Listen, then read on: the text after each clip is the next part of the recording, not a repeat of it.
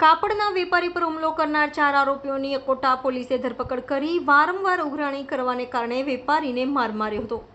દિવાળીપુરાના કાપડના વેપારી આશીષ અગ્રવાલ સાથે કપડાના વેચાણ અને ઉઘરાણી કર્યાના મામલે મારામારી કરનાર 4 જેટલા ઇસમોને ફોટા પોલી પાડ્યા છે।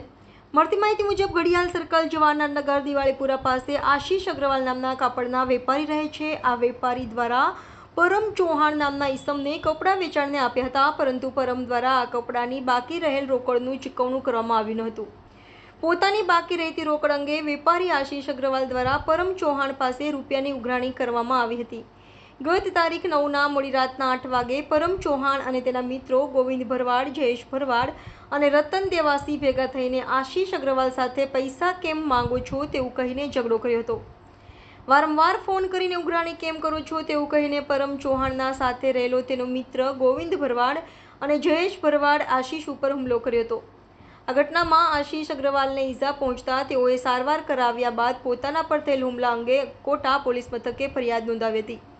અકોટા પોલીસે ફરિયાદી આશીષ અગ્રવાલની ફરિયાદને ધ્યાનમાં લઈને ઉત્કર્ષ વિદ્યાલય પાસે 4 વ્હીલરમાં ગાડીમાં બેઠેલા આ 4 ઈસમોની અટકાયત કરીને આગળની કાયદેસરની કાર્યવાહી હાથ ધરી હતી।